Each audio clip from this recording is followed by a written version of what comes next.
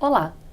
Hoje em dia, muitas emissoras de TV não conseguem acompanhar e noticiar presencialmente todas as reportagens, por conta do elevado número de acontecimentos ou simplesmente por não estarem cientes daquele episódio. Por conta disso, existem pessoas que utilizam-se desse fato para fornecer esse material para essas emissoras, e é exatamente esse o tema retratado no documentário Profissão Amador, produzido pela jornalista Elizabeth Matravogg, em seu trabalho de conclusão de curso na Universidade Presbiteriana Mackenzie. Ao longo do documentário, Elizabeth acompanha a movimentada rotina de dois personagens na luta para conseguir fazer uma reportagem e vender para essas emissoras. A profissão conhecida como amador é o assunto do MAC Entrevista de hoje, e Elizabeth Matravogg é a nossa convidada. Olá, Elizabeth. Oi. Seja bem-vinda. Muito obrigada por estar aqui e topar conversar um pouquinho sobre isso com a gente. Claro, muito obrigada pelo convite. Bom, então vamos começar. E no comecinho do seu documentário tem uma parte muito interessante que você traz o significado do dicionário da palavra amador. Então conta um pouquinho pra gente como foi trazer esse projeto, né, como esse tema de TCC. Tá, bom, como a gente estava conversando antes, eu tive que escolher meu tema de TCC, eu mudei de tema umas 3 vezes, e numa conversa com meu orientador, a gente estava vendo temas viáveis, sabe? Temas que eu pudesse acompanhar a profissão, acompanhar algo de alguém, fazer com que o documentário ficasse vivo, que não fosse só entrevista, que eu tivesse imagens de apoio, que fosse movimentado, eu queria algo que tivesse ação. E aí eu trabalho numa televisão e um colega meu mencionou esse tema. Eu conheci os amadores trabalhando na televisão. Isso é uma coisa que a gente não conhece na faculdade, a gente não conhece nos livros, né? Nenhum livro de TV fala sobre essa área. E aí eu descobri que eles são muito importantes pra gente, né, pra televisão, principalmente as emissoras que não têm tantas equipes, assim, mencionando, a Globo é uma emissora que tem muitas equipes, eles estão em todos os lugares, mas as demais emissoras do país, até as grandes, como Record, SBT, eles precisam desses amadores como um suplemento para a equipe deles. Então eu vi que seria muito interessante, sabe? Eu via esses caras entrando na redação, meio malucos, assim, e aí eu falei com o meu orientador e falei, puta, desculpa, mas é um bom tema, né? Eu acho que vai dar ação e eu vou poder mostrar uma classe que ninguém conhece e que é essencial. A gente muitas vezes vê imagens de amadores e nem sabe. E o que foi mais marcante para você, enquanto você estava fazendo documentário, né? Que você ficou muito tempo e você presenciou muitas coisas também. Olha, pra mim a pior parte de fazer esse documentário foi ter que subir numa moto. Porque eu já tinha subido uma vez, mas eu era muito pequena. E aí ter que pegar a câmera e me segurar na moto, e aí andar na moto, filmar, e o cara tava falando, e eu falei, puta, será que as respostas estão pegando? Foi a parte mais, assim, maluca. Eu acho que isso foi desafiador, assim, fisicamente falando, né?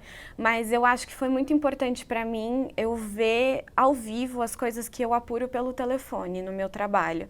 Então, eu entrei dentro de delegacia, dentro de corpo de bombeiros, falei com um policial militar, fiquei ali no meio da 25 de março numa moto, assim. Então, foram coisas que eu ouvia pelo telefone, mas nunca tinha presenciado.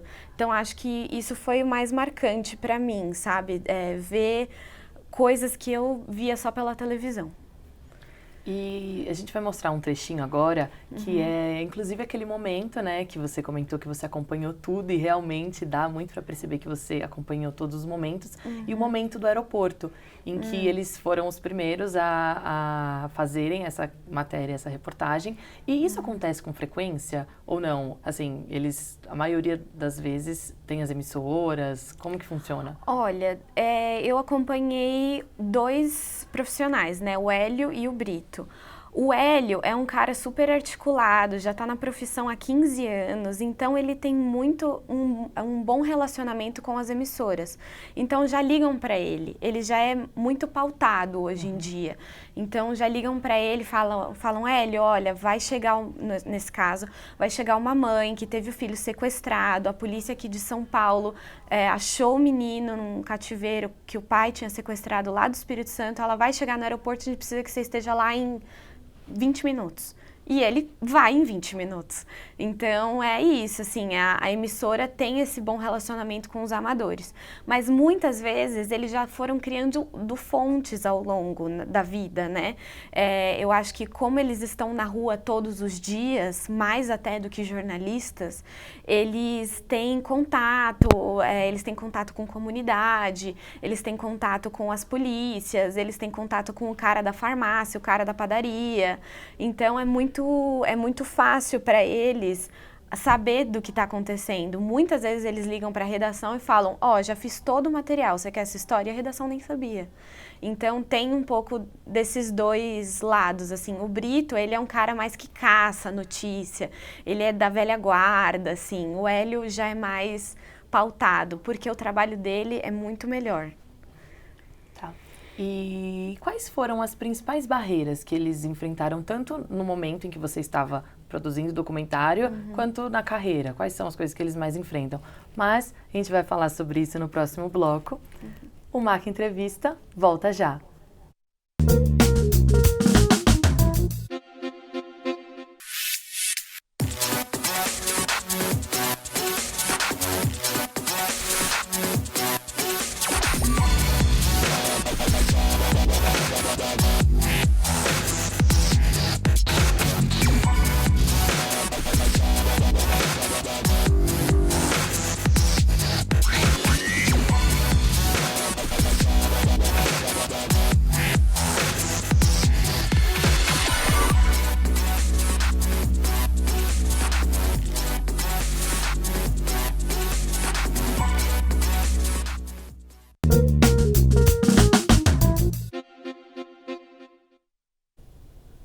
Estamos de volta com o MAC Entrevista. Hoje, com a presença da jornalista Elizabeth Matravolg, falando sobre o seu documentário Profissão Amador, que mostra o cotidiano dos cinegrafistas amadores, tema do seu TCC na Universidade Presbiteriana Mackenzie. Elizabeth, como a gente estava conversando no bloco anterior, conta um pouquinho quais são as coisas que eles mais enfrentaram, assim, as principais barreiras.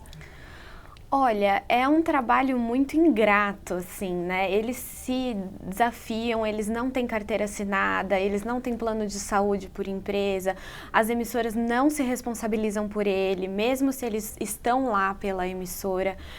Então, é um trabalho, assim, realmente de um abutre, né? Então, eles vão atrás da notícia, é um trabalho que exige muito fisicamente, exige muita coragem.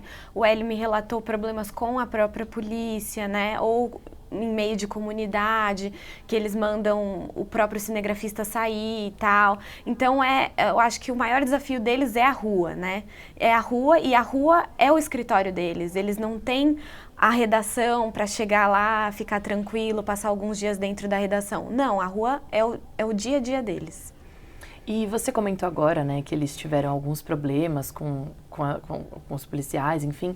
E como que funciona essa questão das fontes? Porque o jornalista, a gente precisa manter um bom relacionamento. E eles? Como que funciona? Eles mantêm o relacionamento com as fontes do jeitinho deles, porque eles não são jornalistas. Nós, jornalistas, a gente tem certos protocolos, certas regras, certas coisas que a gente segue. A gente toma café com fonte, a gente mantém aquela fonte.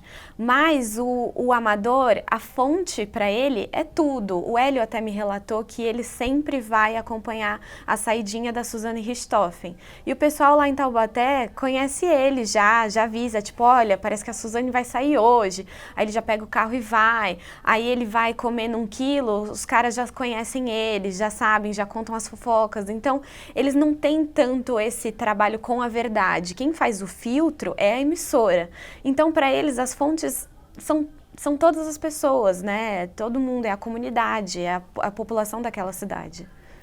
E nesse trechinho agora que a gente vai ver, a gente vê uma mulher falando que ela é uma amadora. E como que funciona? A maioria é homem, tem mulheres? Só tem uma mulher, que é ela, é a Vanusa. Uma profissão majoritariamente de homens, mas é uma profissão muito antiga. Você não vê homens jovens, por exemplo, 20, 30 anos.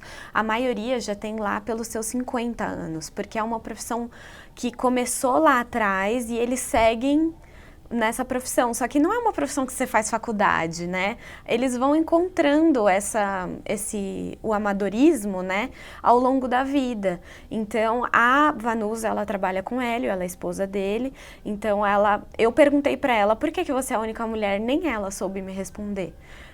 Eu não sei se são por questões de segurança, porque realmente é uma profissão que exige muito risco, ou se realmente é algo que aconteceu, assim. É só ela mesmo, pela minha pesquisa.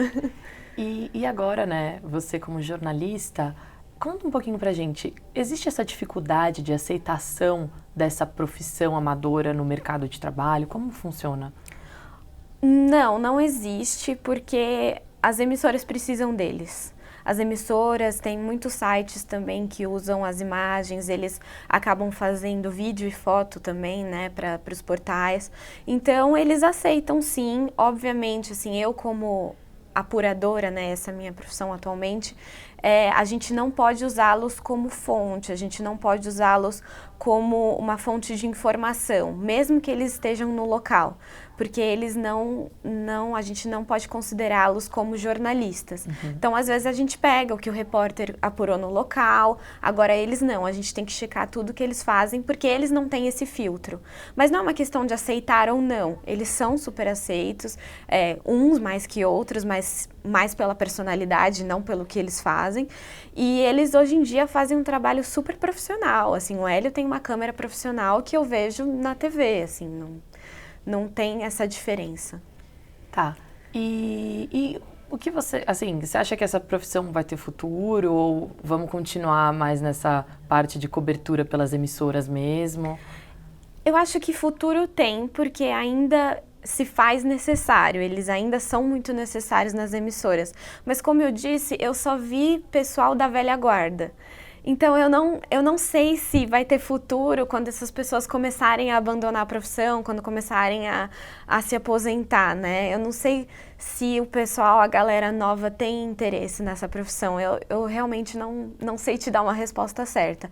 Mas que eles são necessários, são. Então, as emissoras, se eles pararem de trabalhar, as emissoras vão começar a procurar outras maneiras. Sim, e antes, né, a gente estava até conversando que você presenciou isso no seu trabalho. E como foi? Agora, assim, por exemplo, isso é uma coisa natural, é uma coisa normal, você vê que acontece sempre, da questão dos amadores, eles fazerem as matérias e... Sim, todos os dias, eles estão lá todos os dias.